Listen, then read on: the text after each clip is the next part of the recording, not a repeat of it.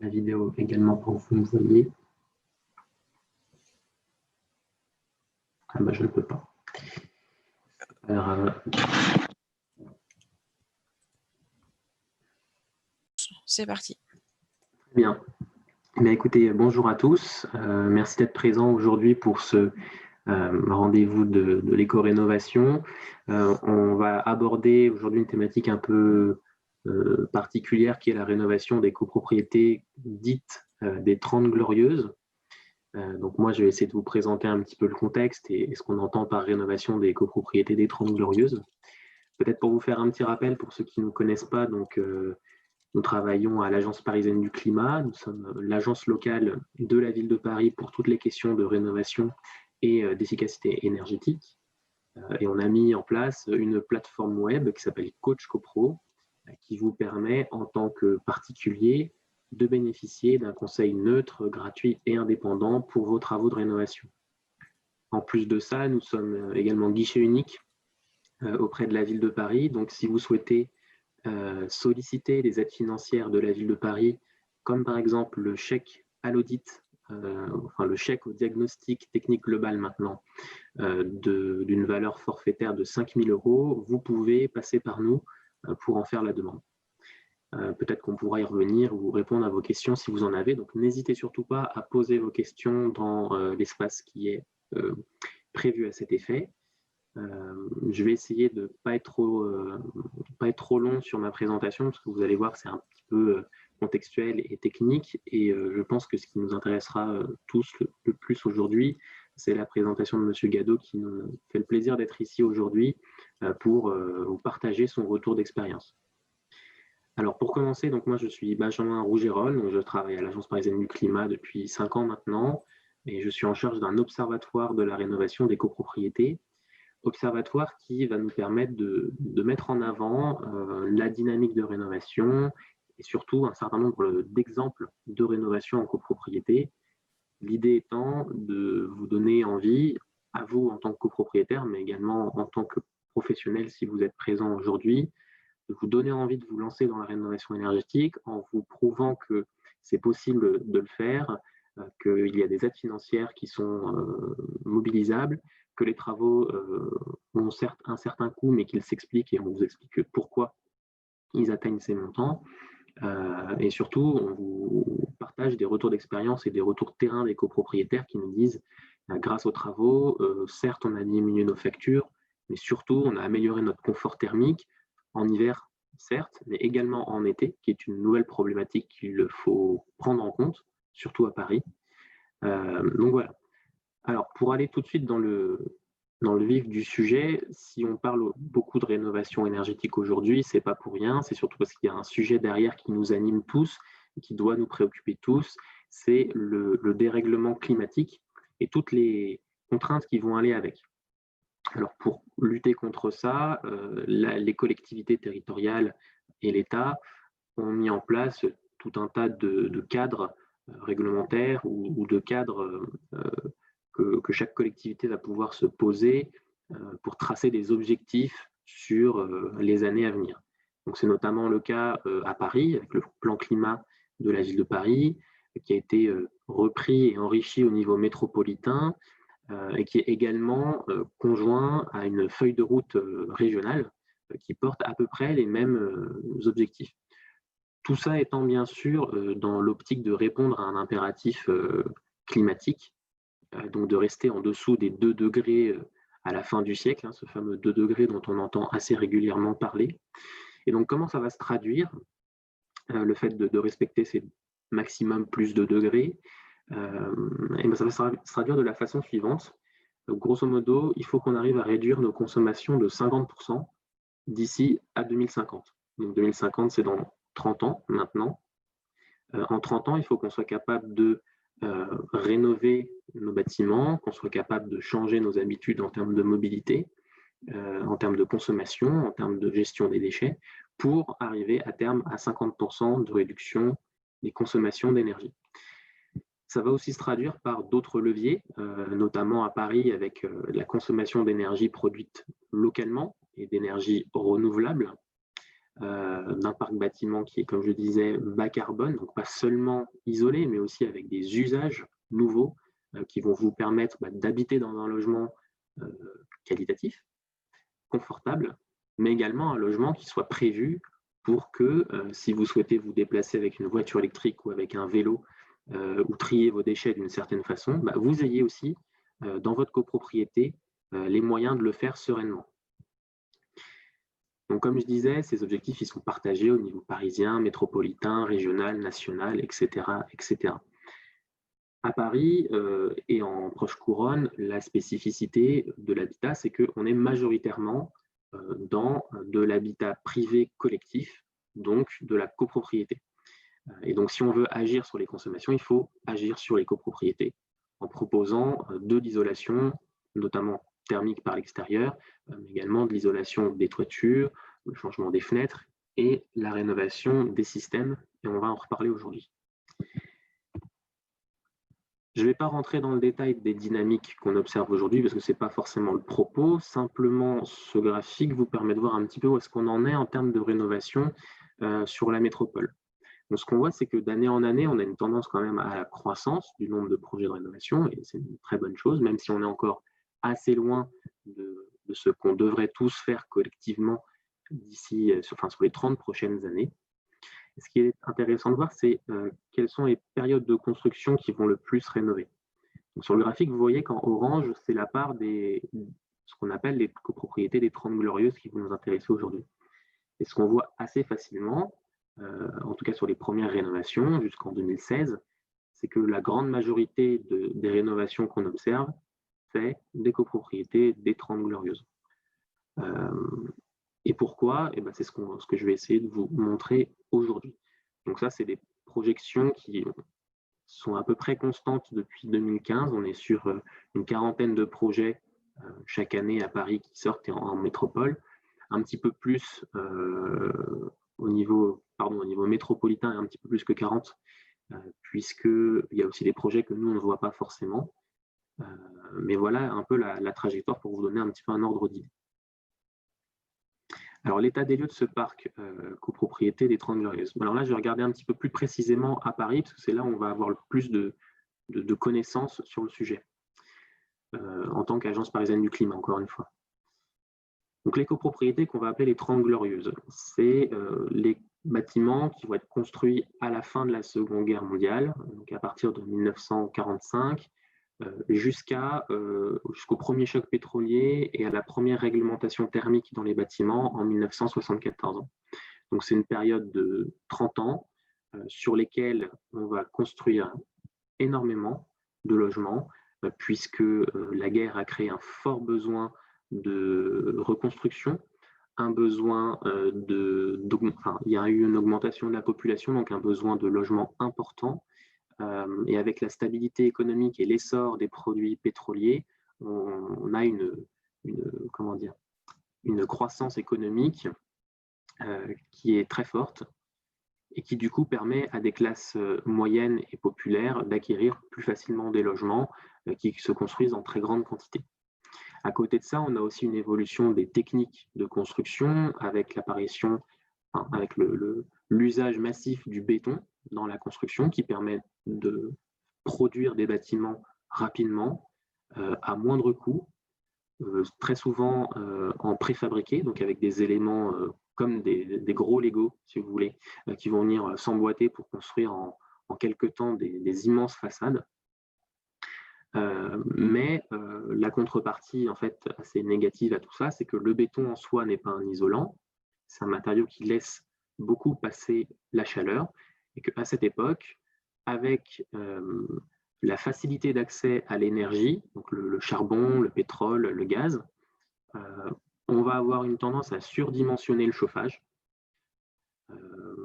avec des systèmes collectifs, pour le coup, de distribution de chauffage avec des grosses chaudières, des planchers chauffants, etc. Donc on va surdimensionner le chauffage, quitte à ce qu'il y ait plus de la moitié qui soit perdue par manque d'isolation, on pouvait se le permettre, entre guillemets. Sauf qu'aujourd'hui, on n'est plus du tout dans le même paradigme. On a une énergie qui se raréfie et à laquelle il faut qu'on prête une grande attention. Et il faut donc qu'on transforme ce parc qui, par sa nature et par sa période de construction, n'est pas isolé ou très peu isolé. On a quelques constructions tardives des années fin 60, début 70 qui prennent en compte des lames d'air ou quelques centimètres d'isolant, mais on est sur quelque chose de très faible par rapport aux standards actuels. En plus de ça, comme vous voyez sur la petite carte qui représente très globalement là où on va retrouver les copropriétés des 30 Glorieuses à Paris, on est vraiment sur de la construction périphérique, puisque on va effectuer des opérations qu'on appelle table rase. Donc on va raser des bidonvilles entiers pour construire ici dans le 19e la place des Fêtes, par exemple, ou les Orgues de Flandre, des grands ensembles urbains sur dalles, comme la dalle des Olympiades également, pour vous donner un peu des endroits assez iconiques à Paris. Et donc, on va avoir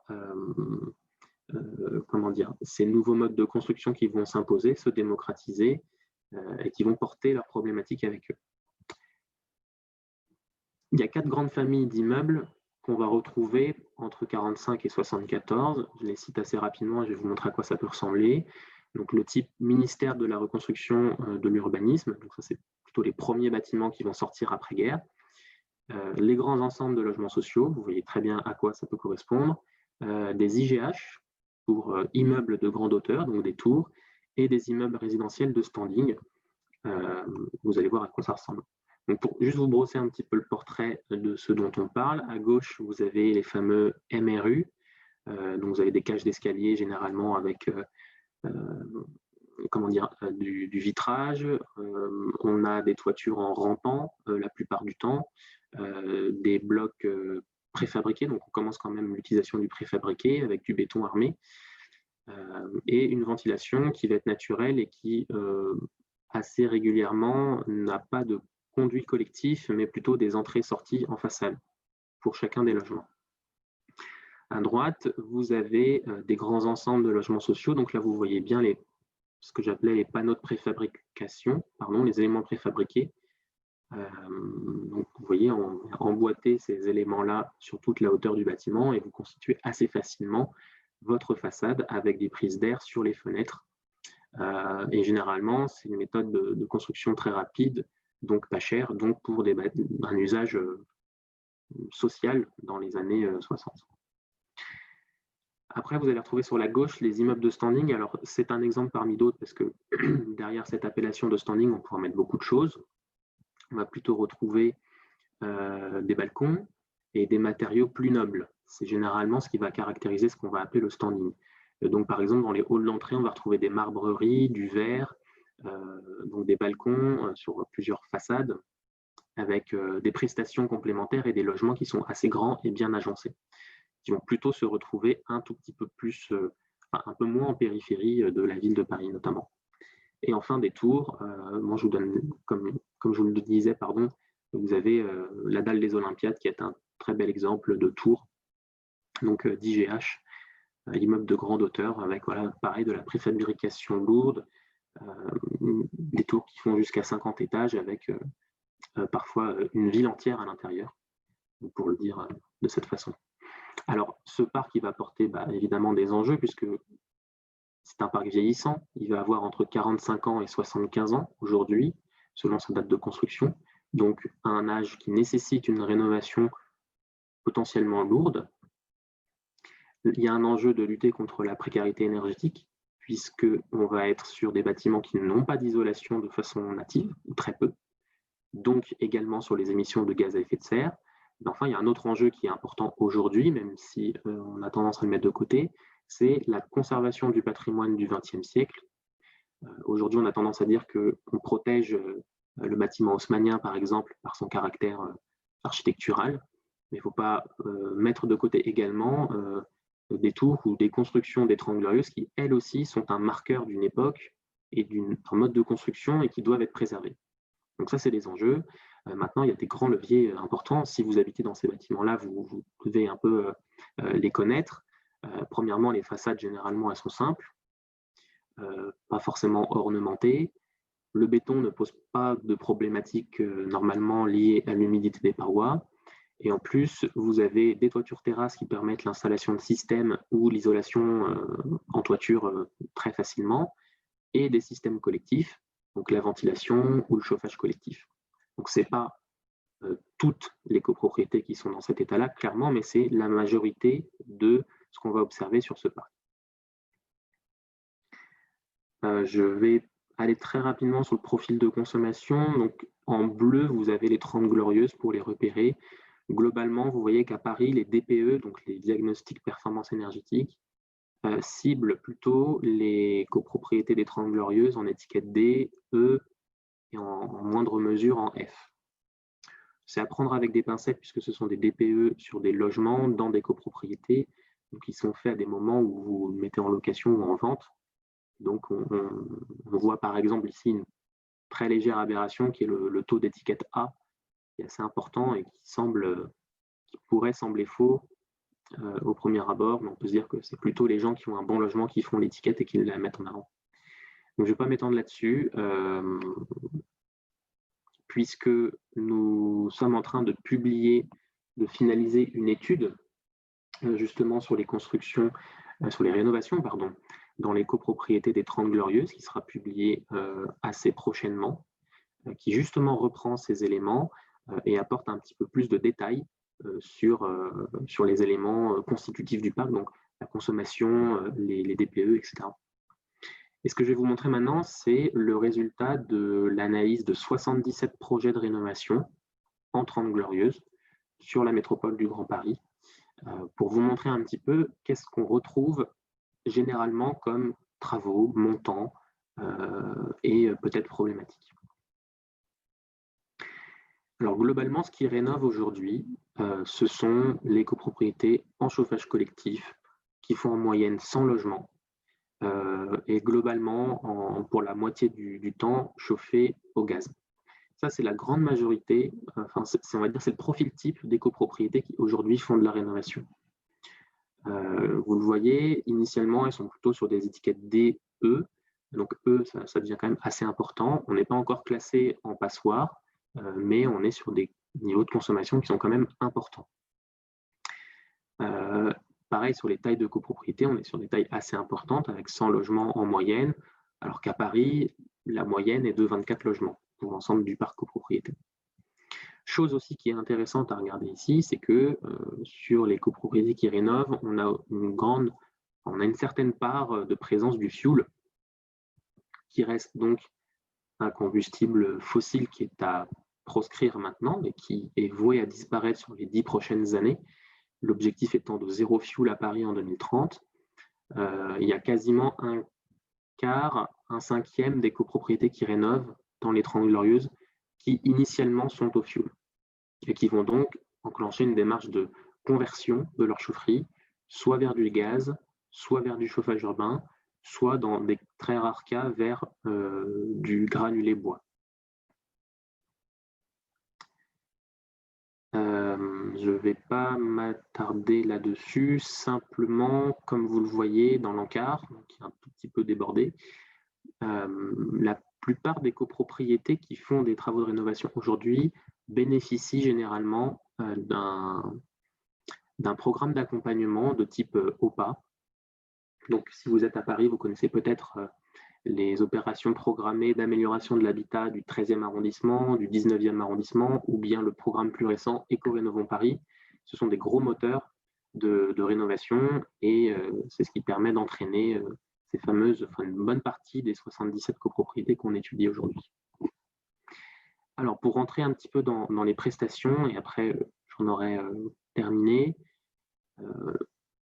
au niveau des prestations intellectuelles, il y en a deux grandes familles qu'il faut avoir dans son panier lorsqu'on fait de la rénovation énergétique. Le premier, ça va être l'audit, donc la phase initiale de votre projet de rénovation, où vous allez pouvoir dresser un état des lieux de la copropriété, d'un point de vue architectural, d'un point de vue technique et d'un point de vue énergétique. À partir de cet audit ou diagnostic technique global, le fameux DTG, vous allez pouvoir constituer un ou plusieurs scénarios de travaux qui correspondent soit à de l'entretien, soit à une petite rénovation, soit à une rénovation très ambitieuse. Et cet audit va vous permettre de déclencher après ce qu'on va appeler la maîtrise d'œuvre de conception, donc un travail d'architecte, de bureau d'études, plus qualitatif, plus fin, qui vous permettra de construire le projet de travaux exact dont vous avez besoin pour votre rénovation. Ce qu'on observe en moyenne, c'est qu'on est sur des coûts de 10 000 euros par copropriété pour la phase audit et 85 000 euros pour la phase maîtrise d'œuvre, qui comprend également, là je le précise, la maîtrise d'œuvre travaux, donc le suivi de chantier de votre copropriété. Et vous voyez aussi que les écarts vont du simple au décuple quasiment, notamment sur les phases d'audit, avec un minimum à 3 000 euros pour des toutes petites copropriétés et des audits qui peuvent monter à 30 000 euros pour les gros ensembles. Ramener au logement, les audits, c'est aux alentours de 50 euros par logement, pour vous donner aussi un ordre d'idée. Donc il y a des choses aussi intéressantes à noter, c'est que sur le marché professionnel, aujourd'hui, il y a quelques bureaux d'études qui sont plus représentés que d'autres. Donc notamment sur l'audit, on va retrouver Pouget Consultant, Enera Conseil et Pasio. Il y en a plein d'autres qui sont tout aussi capables de faire des prestations d'audit ou de maîtrise d'œuvre, que vous pouvez retrouver d'ailleurs dans un annuaire des professionnels que nous mettons à disposition et dont on pourra vous reparler si vous avez des questions dessus. Pareil pour les bureaux d'études qui réalisent des prestations de maîtrise d'œuvre, on va retrouver également Enera, Reanova, AM Architecture et Sunsquare. Et après, il y a beaucoup d'autres structures également qui se partagent les prestations. En termes d'isolation maintenant, on va regarder les montants totaux de ce qui a été réalisé par les copropriétés. Donc, ce que vous voyez, c'est qu'en fonction des postes de travaux, on n'a pas toujours toutes les copropriétés qui y font appel. Globalement, maintenant, sur les 30 Glorieuses, l'isolation thermique par l'extérieur pour traiter les façades, c'est devenu un absolu, dans le sens où normalement, il n'y a pas vraiment de contre-indication à le faire. Si vous avez de l'amiante dans les murs, ça peut même être une opportunité de venir l'encapsuler dans l'isolant. Donc, vous n'avez même pas besoin de faire enlever l'amiante s'il est dans les murs avant l'isolation.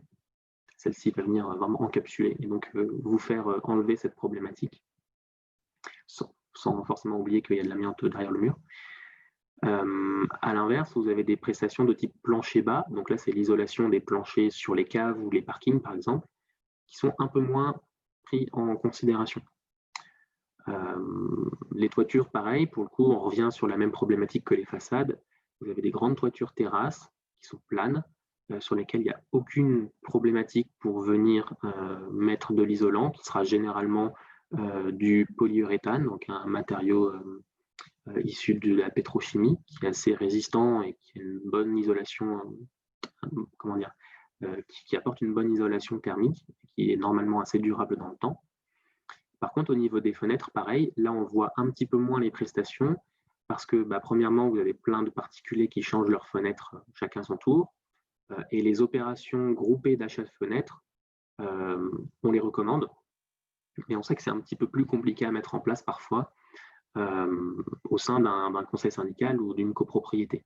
Mais clairement, on vous le recommande fortement parce qu'on a des opérations sur lesquelles on a observé des gains de 30 à 50% en termes d'économie d'échelle sur l'achat des fenêtres, en comparant une offre où chacun achète ses fenêtres et une offre où vous avez la même entreprise qui fournit et pose les fenêtres. Donc vraiment, j'insiste un petit peu dessus, mais pour le coup, c'est l'occasion d'embarquer la plupart des copropriétaires dans une démarche collective, autre que par le vote du projet, mais également par la volonté d'acheter en commun ces fenêtres. Et vous voyez les montants par logement, donc qui vous donnent aussi l'ordre d'idée des postes qui vont coûter le plus cher dans la rénovation. Donc clairement, c'est la façade, puisque vous avez toute la pose de chantier en fait qui va avec, les échafaudages, le matériel, etc. Et que c'est quand même les surfaces les plus grandes sur lesquelles on va devoir poser de l'isolant. Donc on est aux alentours de 7 600 € par logement. Après, vous retrouverez les fenêtres pour 2 600 € par logement. Là aussi, c'est un coût à minima parce qu'on est vraiment sur comment dire, sur un coût qui a été globalisé sur une copropriété, mais en fait le montant par logement, si vraiment vous changez vos fenêtres, il est un peu plus important. Vous avez ensuite la toiture, autour de 1 800 € par logement, et les planchers bas, autour de 500 € par logement. Tout ça, c'est sans déduction des aides, je précise, parce que là-dessus, vous allez pouvoir avoir un certain nombre d'aides des collectivités locales, des crédits d'impôt, etc. Et c'est sans prendre en compte les économies d'énergie que vous ferez dans le temps, qui vont réduire vos charges, qui pouvant aller de 30 à voire même 50 ou 60% de réduction de charges. Et donc pour finir, sur les systèmes maintenant, donc 2 systèmes principaux dans les copropriétés 30 Glorieuses, les chaufferies collectives et la ventilation. Sur les chaufferies, on va avoir la conversion du fioul vers le gaz ou le chauffage urbain, comme je le disais. On va avoir des prestations potentiellement de changement du corps de chauffe, donc de la chaudière gaz, ou de changement de l'échangeur avec le réseau de chaleur urbain, ce qui sont les montants les plus importants. On va avoir également dans ce poste le calorifugage des réseaux de distribution. Donc ça veut dire qu'on va isoler les tuyaux qui distribuent la chaleur dans la copropriété. On va avoir également la régulation du système. Donc ça, c'est aussi une étape importante à ne pas oublier, puisque quand vous allez isoler votre bâtiment, vous allez changer son besoin en chauffage. Et donc, il va falloir piloter votre chaufferie pour qu'elle apporte la bonne quantité de chauffage au bon moment pour essayer de gagner en efficacité énergétique et donc en facture. Ce poste, il est quand même assez important, même si au final, ce n'est pas le plus important dans un projet de rénovation, et c'est celui qui est, on va dire, le plus rentable quand on compare l'efficacité énergétique d'une vieille chaudière fioul avec une chaudière à condensation gaz. Et on tourne autour de 2 500 € par logement. Et à côté de ça, un autre système qui est surtout à ne pas négliger quand on fait de l'isolation, c'est la ventilation performante, puisque comme je le disais sur les bâtiments 30 Glorieuses, généralement, il n'y a pas de système de ventilation qui est installé initialement. C'est-à-dire que vous avez des conduits avec une ventilation qu'on appelle naturelle, qui va faire en sorte que, en fonction des différences thermiques entre l'intérieur et l'extérieur, naturellement, vous avez de l'air qui va rentrer dans votre logement par les fenêtres, par les ouvertures prévues à cet effet, et qui va être extrait par les pièces d'eau, donc les salles de bain, les WC, les cuisines, qui vont aller, grâce à des conduites de ventilation en toiture, être extraits. Sauf que en restant sur des systèmes naturels, parfois on a un tirage qui n'est pas suffisant, une ventilation qui n'est pas suffisante, et donc on va dégrader la qualité de l'air à l'intérieur du logement. On va avoir des taux de CO2 importants, des taux de polluants importants, de l'humidité importante qui peut apporter après des pathologies, que ce soit au bâtiment ou à vous-même. Et donc ce poste est vraiment important à ne pas négliger. C'est quand même un certain montant, c'est près de 1 300 € par logement en moyenne. C'est un coût, mais c'est un coût qui est pour votre santé, clairement, et la santé du bâtiment. Voilà. Et bien sûr, c'est pas parce qu'on parle de rénovation énergétique qu'il faut en oublier globalement l'empreinte écologique de nos bâtiments, puisqu'il ne suffit pas de coller de l'isolant, pour faire très simple et schématique, sur des façades pour considérer qu'on a des bâtiments qualitatifs. Et donc, on insiste aussi auprès des copropriétés pour aller vers de la végétalisation de toiture, la mise en place d'énergie renouvelable, donc par exemple du photovoltaïque ou des panneaux solaires thermiques pour l'eau chaude, mais également d'équipements pour récupérer les eaux de pluie, notamment si vous avez des espaces verts. Ça, c'est des choses qui sont encore assez minoritaires. Pareil pour les matériaux biosourcés, on n'en voit pas beaucoup, mais il y en a quand même de plus en plus. Il y a des aides financières qui sont spécifiquement dédiées à ces différents items. Et je vous invite fortement à, si vous portez un projet de rénovation dans votre copropriété, à vous pencher sur ces éléments qui viennent renforcer l'impact positif de votre bâtiment. En termes de temporalité, globalement, on est sur les mêmes temps que n'importe quelle copropriété. Il n'y a pas de spécificité sur les 30 Glorieuses. si ce n'est que quand vous avez des très grands ensembles, la concertation peut prendre beaucoup de temps.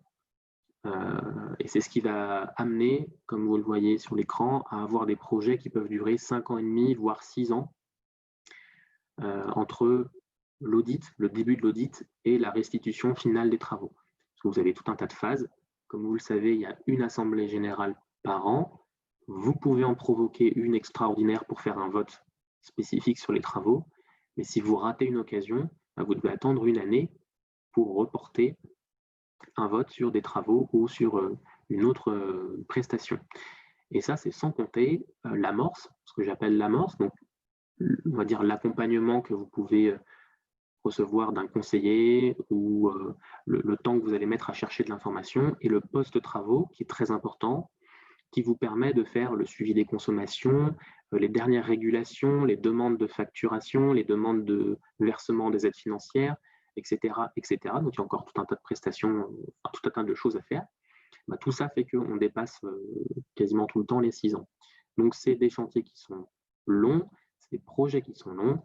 Ça demande d'être assez serein sur le déroulement, et c'est pour ça que des structures comme l'Agence parisienne du climat, mais et d'autres également en banlieue, ou d'autres acteurs privés sont présents. C'est pour vous aider dans toutes ces étapes au bon moment, de la bonne façon, pour faire en sorte que tout se déroule pour le mieux et qu'à la fin, vous ayez une copropriété qui ne soit pas, comment dire, labellisée BBC parce qu'elle doit être labellisée BBC, ou labellisée parce qu'elle doit l'être, mais d'avoir un bâtiment qui vous convienne, esthétiquement parlant, et qui soit confortable. Je rappelle, on passe quand même plus d'un tiers de notre temps, si ce n'est pas un peu plus d'ailleurs, dans notre logement, sans parler du confinement. On passe beaucoup de temps maintenant dans nos logements, même pour le télétravail, pour tout un tas d'usages qui vont évoluer. Si vous n'êtes pas confortable dans votre logement, ça va avoir des répercussions sur votre santé, sur votre vie, etc. Alors, je vais passer ça, pardon. Et ce sur quoi je voulais terminer, c'était, j'ai parlé de coûts, je n'ai pas forcément parlé beaucoup de performance énergétique. Et on va essayer de lier un petit peu les deux. Alors là, c'est une analyse assez simpliste, pour le coup, qui est approfondie dans l'étude dont je vous parlais. C'est de regarder quel est le niveau de performance atteint en fonction du montant par logement qu'on va mettre sur la table.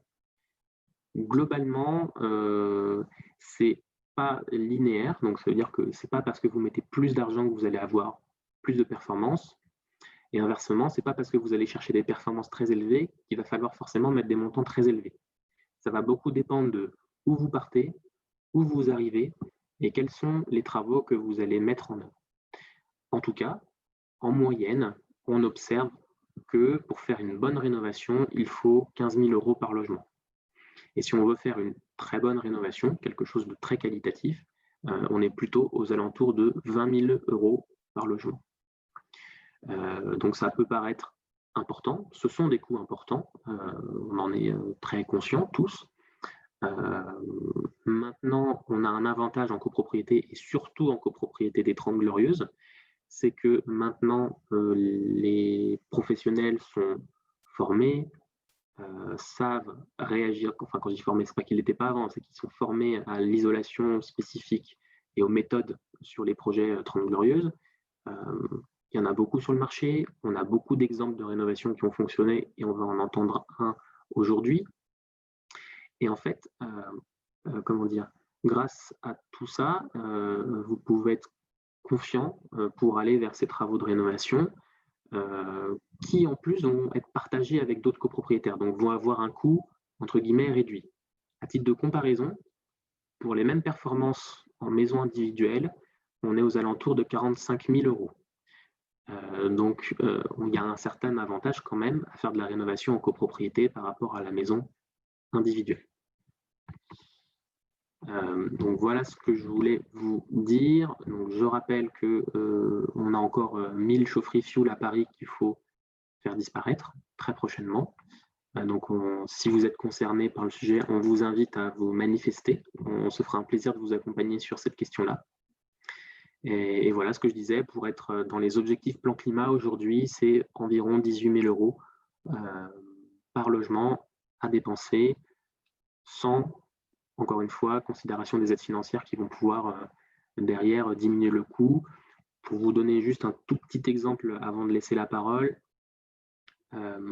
on a des projets de rénovation pour lesquels le reste à charge par logement est de 20 à 30% du coût initial des travaux.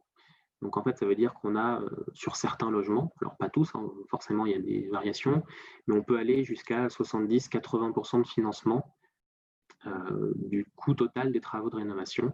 Donc, clairement, aujourd'hui, tout est mis en œuvre pour que vous puissiez sereinement faire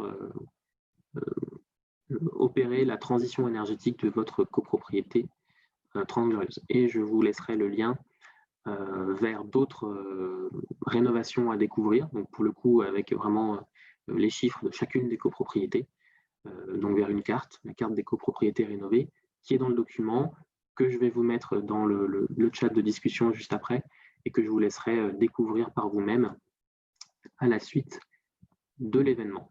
Et je vous remercie pour votre attention.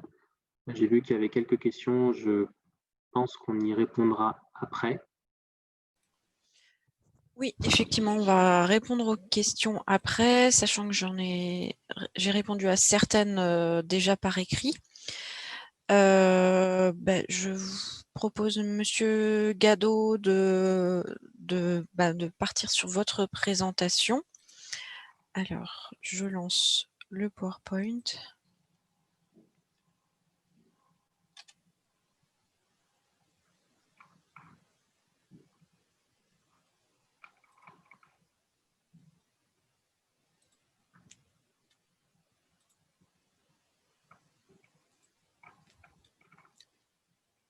Alors, est-ce que c'est bon pour vous, Monsieur Gadot?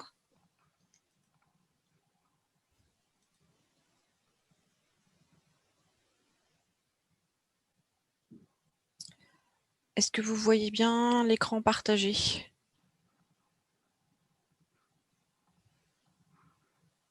Oui. Monsieur Gadot, vous m'entendez?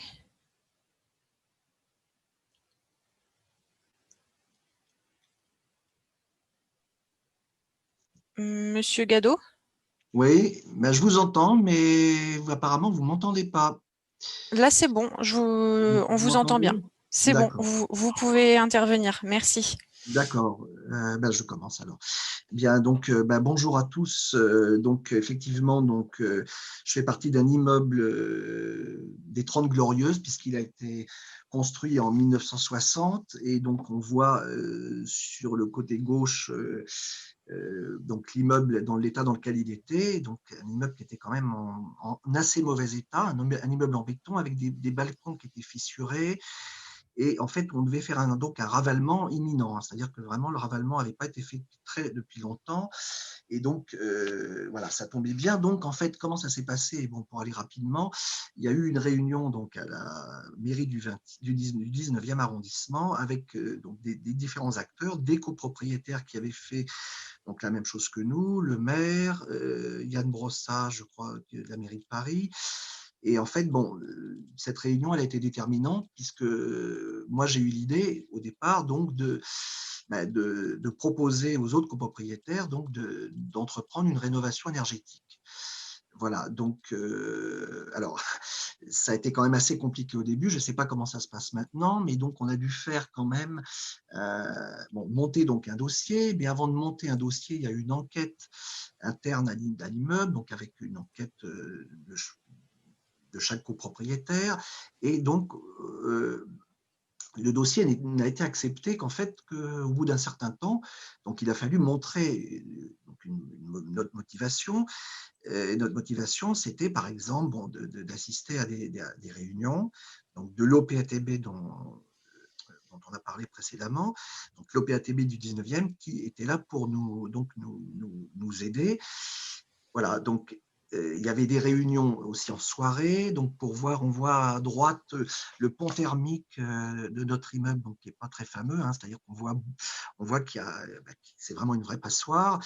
Et donc à l'issue de toutes ces réunions, on a monté donc ce dossier qui a été donc accepté par l'OPATB. Voilà, donc ça a pris, je pense, ça s'est passé en quelques mois, peut-être 2-3 mois. Et alors donc, le dossier étant accepté, donc l'OPATB donc, nous a accompagnés déjà pour trouver un architecte, puisqu'on n'avait pas, on ne savait pas du tout comment ça allait se passer. Donc, un architecte, un bureau d'études qui pouvait faire un audit, puisque, comme on l'a dit précédemment, il fallait, pour mener à bien notre projet, faire donc un audit donc à la fois technique et thermique. Donc c'était très important. Donc en fait, je rappelle donc la première réunion donc à la mairie de Paris, à la mairie du 19e, donc elle était en 2014 et on a voté, donc l'audit a été réalisé quand même en 2016, donc il s'est passé quand même du temps, parce qu'il y a eu le choix de l'architecte, il y a eu motiver effectivement tous les gens de l'immeuble, ce qui n'a pas été très facile, parce que, alors voilà, ça je pense que c'est quelque chose qui est très important, d'arriver à motiver les gens. Alors, les gens étaient motivés parce qu'ils ont bien senti qu'il fallait de toute façon faire un ravalement, que c'était important, que la chaudière aussi était en bout de course. Alors, c'est ce qu'a montré l'audit. L'audit, ça a été très important parce que ça a permis de mettre en évidence en fait les défauts de l'immeuble. Par exemple, on avait un petit problème avec une consommation d'eau excessive, voilà, des choses comme ça qui n'étaient pas apparentes, dont on n'avait pas pris conscience et que l'audit a mis en évidence. Et alors, tous les problèmes techniques, effectivement, c'est-à-dire des fuites, des terrasses qui étaient aussi en mauvais état. Donc voilà, donc cet audit a été réalisé donc, en 2016. Après cet audit, donc, on a dû se mobiliser pour faire on a dû donc, demander à l'architecte de faire une étude de faisabilité pour des travaux. Voilà, donc je crois qu'on est né à la, je ne sais plus, voilà, donc, alors ça, c'était, voilà, donc là, l'image qu'on voit, donc ça c'est le vote des travaux, mais avant le vote des travaux, donc il y a eu quand même une étude de fait donc, par l'architecte. Entre le moment de l'étude donc, qui a été réalisée par l'architecte et le vote des travaux, il s'est passé un certain nombre de choses importantes. En fait, le thermicien, c'est-à-dire l'architecte qui était associé au thermicien s'est désolidarisé de lui, si on peut dire, et a pris la maîtrise d'œuvre à son compte en entier. Alors, on s'est aperçu, peut-être j'en reparlerai après, à la fin, que c'était quand même une erreur parce que, un architecte, ce n'est pas forcément un thermicien. Voilà, alors, là où je voudrais peut-être insister, c'est les réunions préalables, en fait, qui ont été quand même très importantes pour motiver les gens. C'est-à-dire qu'en fait, on a fait des réunions avec tous les acteurs. Donc, il y avait l'architecte, le syndic, parce que c'est quand même aussi un acteur très important qui n'est pas à négliger, le syndic, le conseil syndical, l'ensemble des copropriétaires. Donc, on a fait une réunion, on a loué une salle, et ces 2 réunions, alors on en a fait 2 ou 3, je crois, ça c'est un petit peu vieux, mais en tout cas, on en a fait 2 qui ont été très importantes, parce qu'il y a eu une présentation de la part de l'architecte et du thermicien du projet, donc avec du projet fini, comment ça allait se passer, également de l'avantage qu'on pouvait tirer de cette rénovation, qui n'était pas donc évidente pour tout le monde. Les gens se disaient, bon, on va rénover, mais est-ce qu'on va vraiment avoir un gain? Et alors là-dessus, il y a eu aussi l'accompagnement de l'OPATB avec l'aspect financier qui a été quand même très important, puisque on a voté donc pour un scénario de vote de travaux qui était quand même assez ambitieux, puisqu'il y avait donc la réflexion, donc alors là on le voit sur le tableau, l'isolation thermique des murs, la rénovation de la chaufferie qui était en bout de course, vraiment en bout de course, donc de la chaudière, et puis également de ce qui accompagnait la chaudière, plusieurs éléments, les menuiseries extérieures. Bon, alors effectivement, la ventilation avant était très mauvaise puisque c'était une ventilation, c'était une vraie passoire. Donc, il y a eu une ventilation hybride qui a été votée. On avait un problème aussi au niveau des terrasses qui avait été en fait qui avait été rénovée il y a eu 8 ans et sur lequel il y avait eu des problèmes. Donc, on a profité en même temps de toute cette de tous ces travaux pour refaire ces terrasses l'étanchéité, pardon. Voilà, donc il y a eu présentation de différents scénarios et finalement on a voté pour un scénario assez ambitieux puisque ça comprenait donc tout ce que j'ai dit. Et donc on a eu donc une réunion voilà, donc exceptionnelle, hein, donc en 2017, une AG exceptionnelle, dans lequel on a voté donc pour un montant de 640 000 € de travaux. Alors avec une subvention, alors cette subvention, effectivement, elle couvrait à peu près, je crois, 35% donc, du total, qui étaient donc des subventions, des aides collectives, mais il y avait également des aides individuelles de l'ANA qui permettaient donc aux ménages modestes de bénéficier de subventions. Et je crois me rappeler que pour les aides de l'ANA, il y avait deux paliers. Il y avait un palier de copropriétaires modestes et un autre très modeste. Donc certains copropriétaires ont fait vraiment une très bonne opération parce que en fait, le prix, si on avait dû faire un ravalement, changer la chaudière, en fait, le prix aurait été à peine moins cher pour certains. Donc c'est ce qui a été vraiment décisif, ça. Voilà. Donc le début des travaux donc, a eu lieu en 2018, hein, début des travaux donc en juillet 2018. Donc il s'est passé un certain temps entre le vote en novembre et puis juillet, puisqu'il y a eu il y a différentes phases. Il faut demander à la mairie. Enfin, il y a un temps. Voilà, il y a les entreprises. Alors, donc le début des travaux donc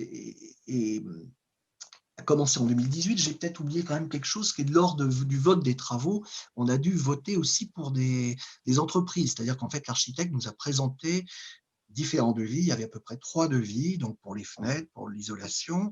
Et donc, on a choisi, et on a même essayé de négocier, ce qui était apparemment quelque chose qu'on fait d'habitude, de négociation, qui n'a pas été forcément très, bon, ça a été un peu avantageux, mais enfin, ça n'a pas été très important. Par contre, là où je reviens sur un point qui a été développé avant, c'est donc le remplacement des fenêtres. Effectivement, tout le monde a changé les fenêtres qui devaient être changées, c'est-à-dire qui ne rentraient pas dans dans le cadre de la rénovation. Il y avait certains copropriétaires avaient changé des fenêtres, mais elles étaient déjà anciennes.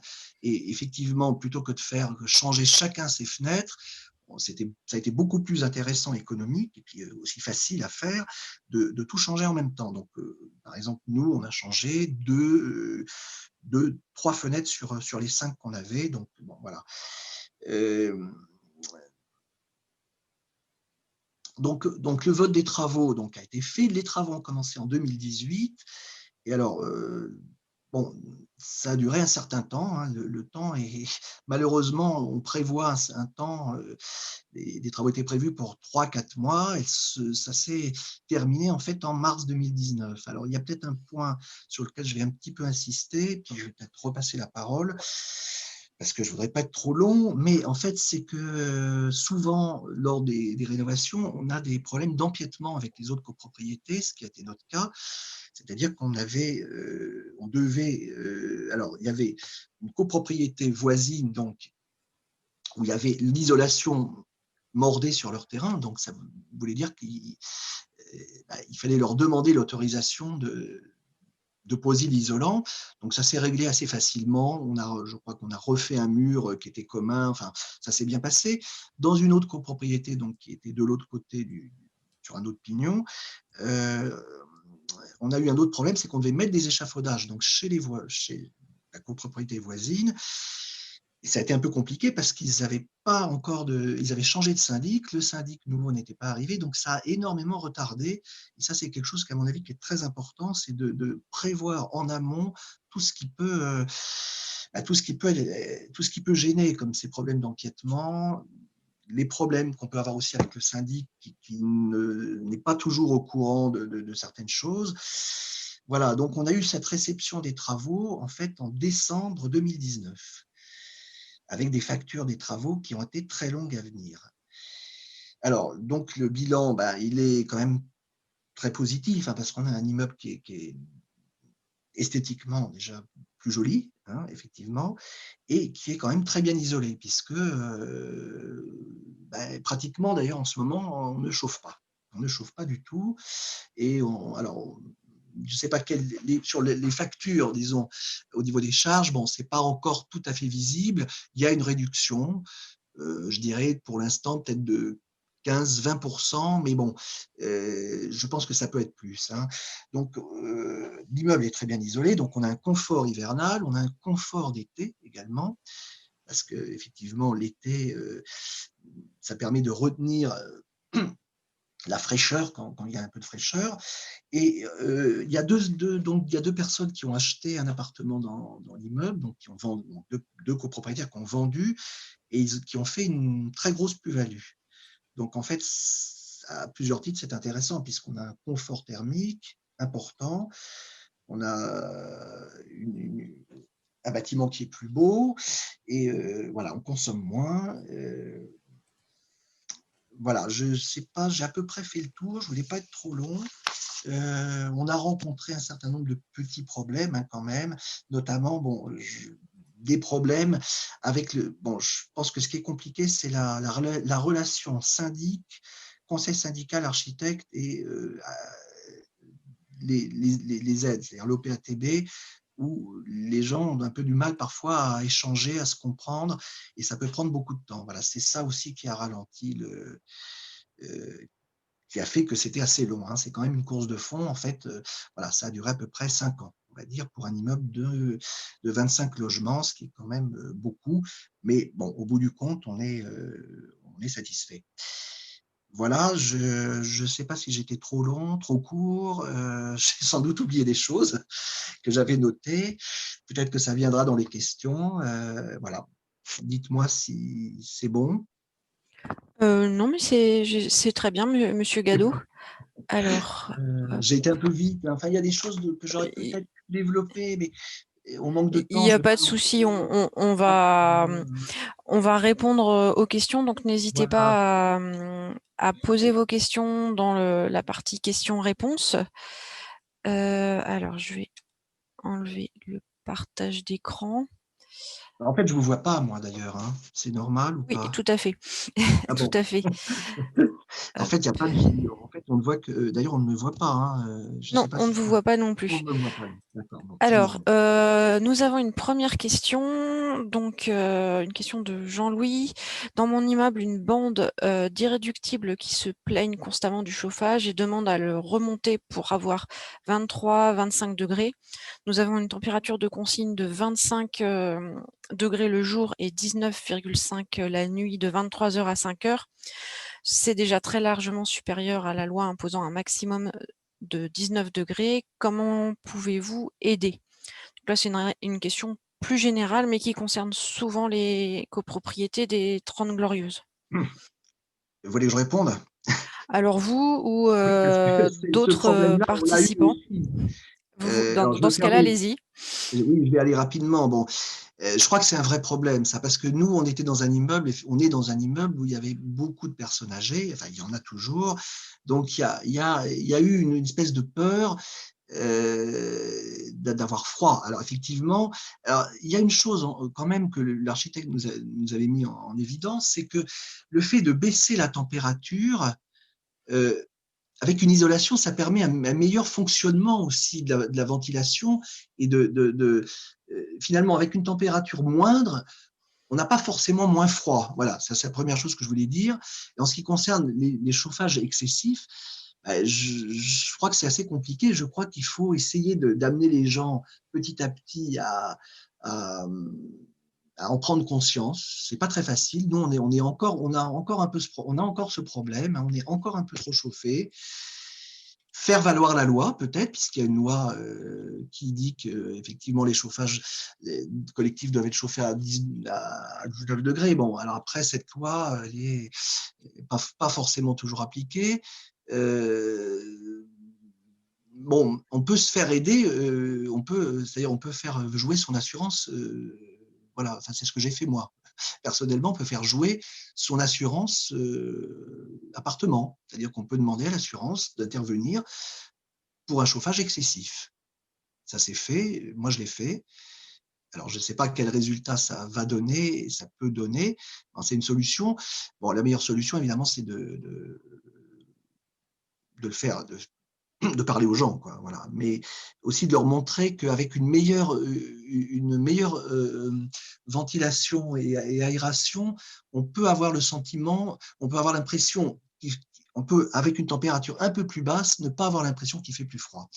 Voilà, c'est vrai que c'est un problème compliqué, ça.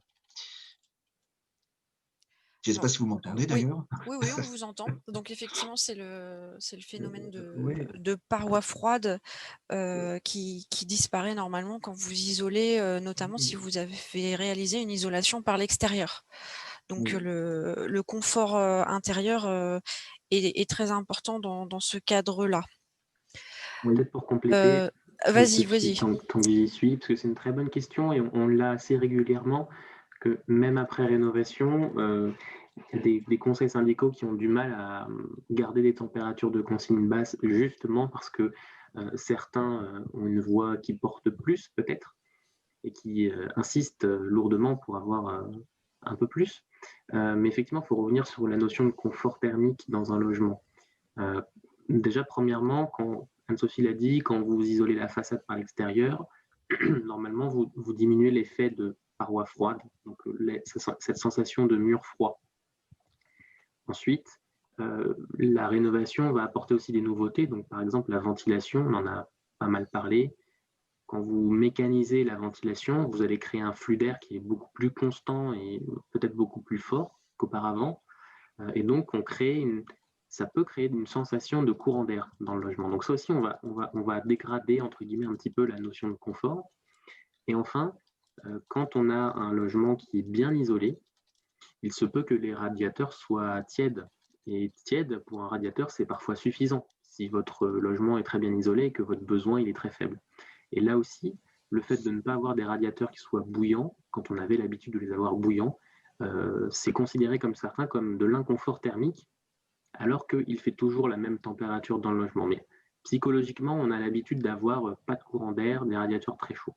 Donc, c'est effectivement beaucoup sur la discussion, sur le partage de bonnes pratiques aussi, parce qu'il faut le dire.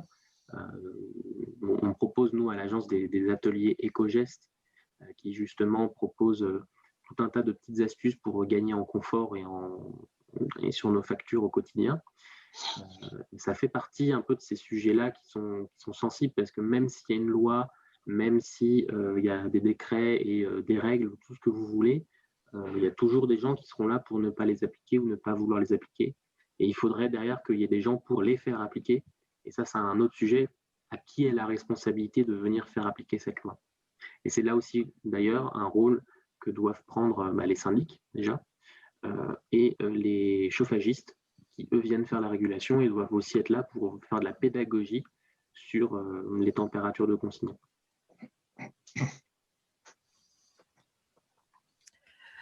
Bon, c'est déjà une réponse assez complète. N'hésitez pas si vous avez besoin de compléments à poser vos questions dans l'onglet qui s'appelle Q&R en bas de Zoom.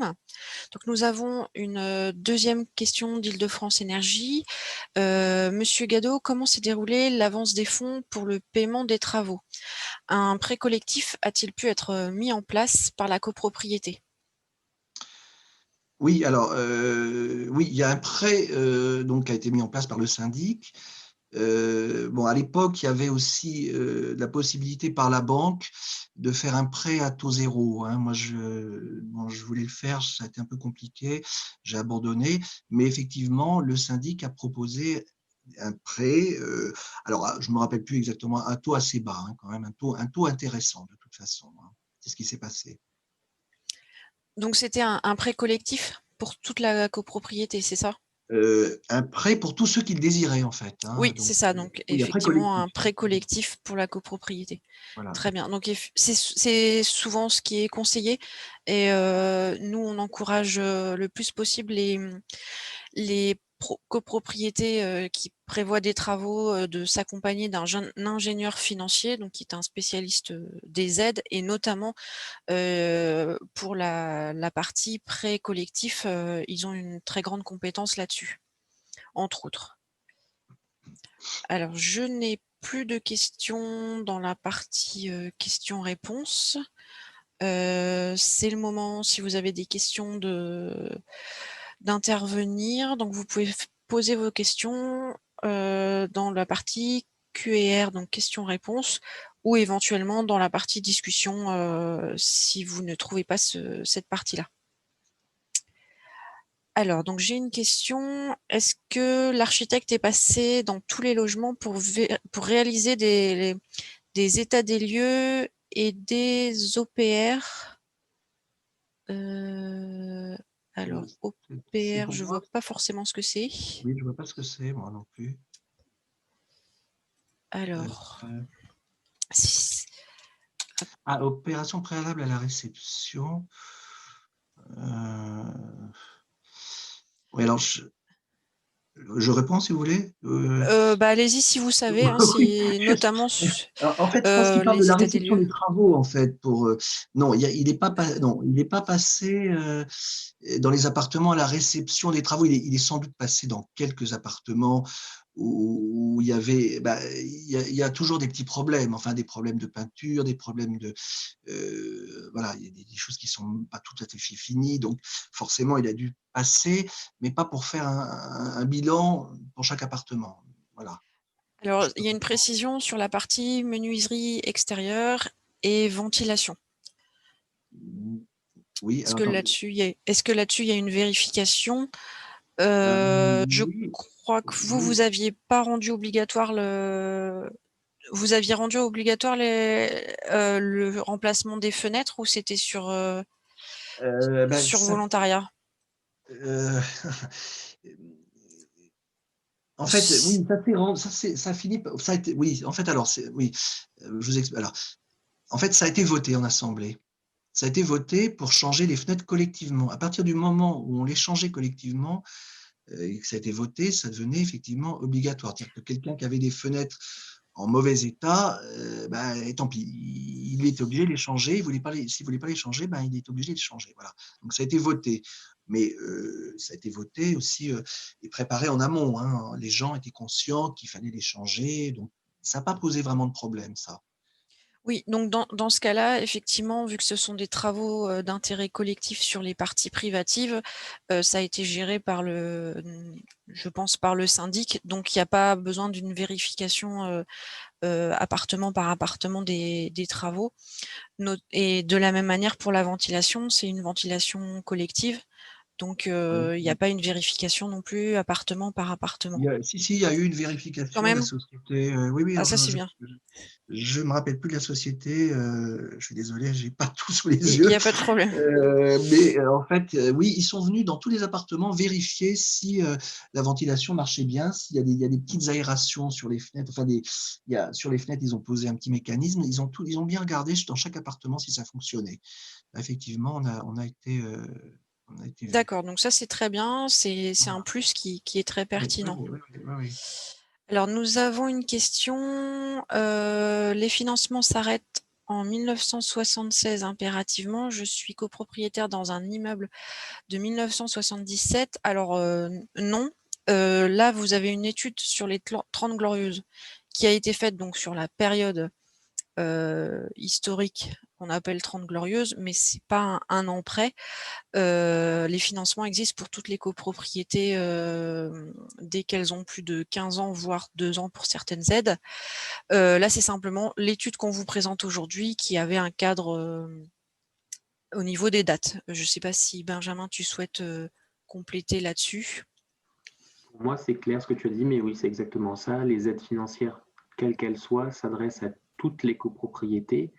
Elles vont plutôt être comment dire, versé sur des critères techniques comme la performance énergétique finale, l'obtention d'un label ou la mise en place de tel ou tel matériau. Mais quel que soit voilà, votre bâtiment, vous pouvez bénéficier des aides. Moi, j'avais une question pour vous, Monsieur Gadot, complémentaire. Oui. C'était au niveau de l'isolation par l'extérieur. Est-ce que vous savez quel est le matériau qui a été mis en place et pourquoi? Je devrais le savoir, je l'ai oublié. Je crois que c'est le même matériau dont vous avez parlé, mais je ne suis pas tout à fait sûr. De toute façon, si, enfin, je peux vous les communiquer hors antenne, enfin, par mail, hein, si vous voulez. Je peux communiquer des renseignements complémentaires, mais je ne me rappelle plus exactement, hein. Je crois que il y a une épaisseur aussi qui est importante, hein. Je crois qu'il y avait plusieurs épaisseurs. Enfin bon, là, je rentre dans des détails techniques que je ne maîtrise pas, donc je ne peux pas trop vous répondre là-dessus. Enfin, vous m'avez entendu, non? Oui, tout à fait. Ah ben d'accord, Oui, oui, d'accord. pardon. Oui, oui. Alors du coup, en vous posant la question, je me suis souvenu que nous avions fait une fiche sur votre copropriété. Oui. Et du coup, j'ai vérifié. C'est de la laine de roche, normalement, Ah, c'est de la laine de roche, qui a été d'accord. posée chez vous. Oui, Voilà, oui. pour 14 Donc centimètres. c'est 14 centimètres. C'est pas la même chose, effectivement. Oui, Voilà. d'accord. Alors, je n'ai pas d'autres questions. Si quelqu'un a une autre question, n'hésitez pas à vous manifester. Puis si vous avez plus de questions, nous allons clôturer le rendez-vous dans quelques minutes. Donc, je vous laisse quelques instants là pour vous manifester.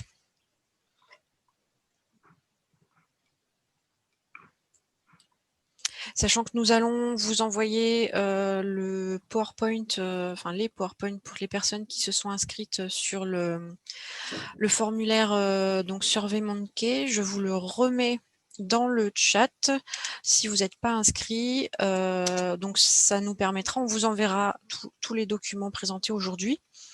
Et puis dans les prochaines semaines, nous aurons la publication du rapport complet. Bon, là vous serez mis au courant, probablement plus par une newsletter, mais en tout cas il va bientôt être publié. Alors je n'ai pas d'autres questions, donc si ça vous convient, nous allons clôturer le rendez-vous. Je vous remercie en tout cas. Attendez. Alors, si, j'ai une dernière question. Et le BIM dans tout ça, y a-t-il eu une démarche dans cette direction? Alors, je ne sais pas si le BIM était déjà très développé à l'époque de votre projet. Qu'est-ce que c'est que le BIM? Alors, je recherche. Donc, ce sont les maquettes numériques qui sont désormais, si je ne me trompe pas, obligatoires dans la plupart des projets. Enfin, en tout cas, pour les gros projets, c'est obligatoire. Mais je ne pense pas que c'était déjà très développé au moment où vous avez lancé le projet. En fait, les maquettes numériques, c'est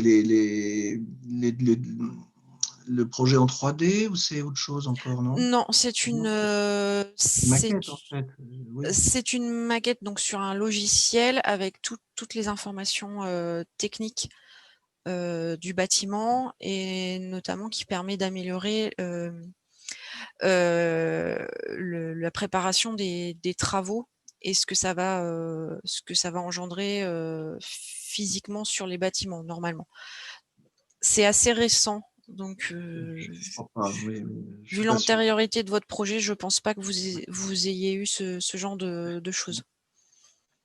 Oui, ça me dit rien, en fait. Oui, je pense que vous le sauriez si vous aviez Oui. utilisé le BIM, pour le coup. Alors sur cette copropriété-là, il n'y a pas eu de BIM qui a été fait.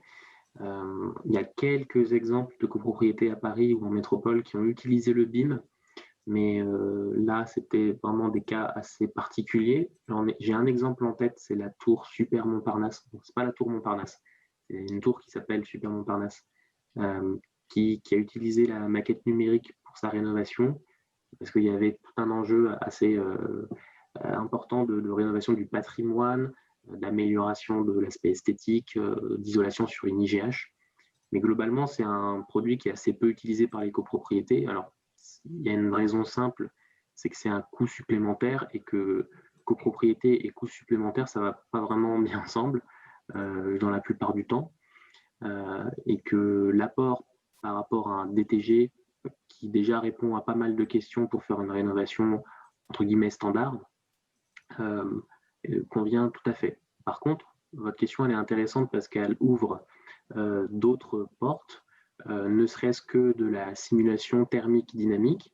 Donc ça, c'est des choses qui ne sont pas forcément réalisées dans le cadre de tous les diagnostics techniques globaux, mais qui peuvent être demandés en complément et qui sont assez intéressants pour s'attaquer au confort d'été notamment.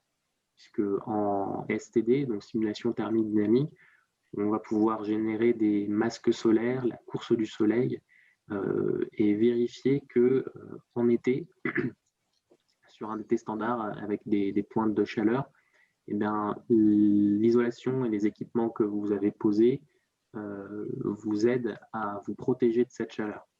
Et notamment, il y a peut-être un sujet qu'on n'a pas suffisamment abordé, mais les masques solaires sont très importants. Alors, l'isolation, certes, elle apporte du confort en été, comme en hiver, il ne faut pas l'oublier, mais le sujet des masques solaires, donc des volets, des persiennes, des stores, tout ce que vous voulez, il faut le prendre en considération dès la conception, parce que faut éviter de les enlever s'il y en a pas, faut pas les enlever s'il y en a, et faut penser à en rajouter s'il y en a pas, si c'est possible, parce que clairement ça apporte un énorme confort en été, et c'est ce qui nous permettra de passer tous des étés un peu plus sereins sur les prochaines années, surtout si on va vers une augmentation des canicules comme c'est envisagé par Météo France. Je me permets juste, si vous avez deux secondes, nous justement, on avait des volets et on ne savait pas très bien s'il fallait les enlever, les repeindre. Et finalement, on a pris l'option de les garder et de les repeindre. Donc les volets ont été enlevés un par un d'ailleurs et repeints en usine et replacés là où ils étaient. Voilà, effectivement, ça a été aussi un sujet.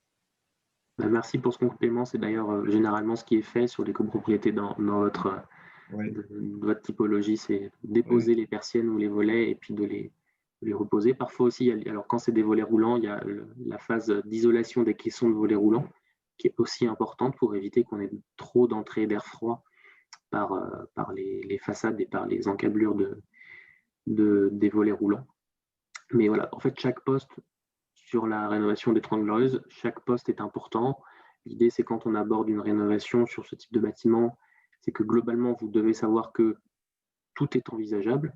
Vous avez vraiment des bâtiments qui sont les plus flexibles possibles. Tout est envisageable. Il faut essayer d'aller au fond des choses. Il ne faut pas se limiter, il ne faut pas s'auto-censurer sur le fait d'empiéter chez le voisin, parce que vous voyez que ça peut tout à fait se régler, d'empiéter sur la rue. Il ne faut pas se censurer sur les matériaux, sur les épaisseurs, ni sur la performance que vous voulez atteindre.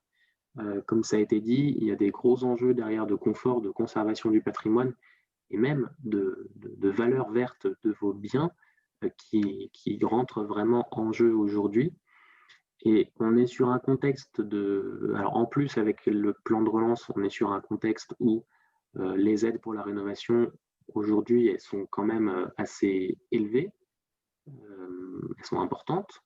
Aujourd'hui, il n'y a pas encore d'obligation stricte à isoler, quoique sur l'isolation thermique par l'extérieur, normalement, il y a une obligation lorsque vous faites un ravalement de faire de l'isolation.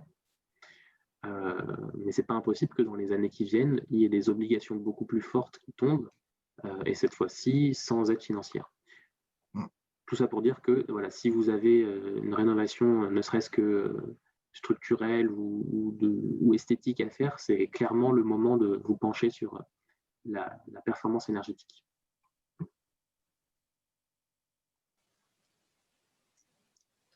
Très bien, ben, merci. Alors, je n'ai pas d'autres questions ni dans le chat, ni dans les questions-réponses. N'hésitez pas en tout cas, si vous avez des questions par la suite, à soit vous inscrire sur la plateforme Coach CoPro, soit faire un mail sur l'adresse info-conseil@apc-paris.com et donc j'enverrai les PowerPoint aux personnes qui ont transmis leur adresse mail. Je vous remercie et puis je vous souhaite une bonne fin d'après-midi. Merci beaucoup et au revoir à tous les deux et au revoir à tous. Et merci beaucoup, Monsieur Gadot, pour votre intervention. Merci, Monsieur De Gadot. rien. Au revoir. Au revoir. Alors, on se désactive.